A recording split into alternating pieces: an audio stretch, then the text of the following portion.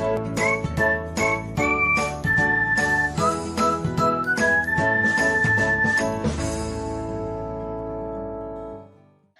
everyone, welcome back to another episode of Technologyglance.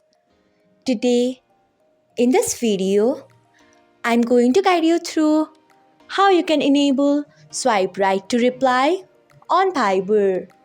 So, let's get started. Firstly, open Fiber app in your device. Then tap on three dots icon. Next, tap on settings.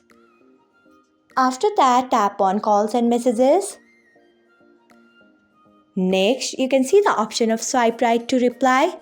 Enable it by tapping on it. So, this is how you can enable swipe right to reply on Fiber.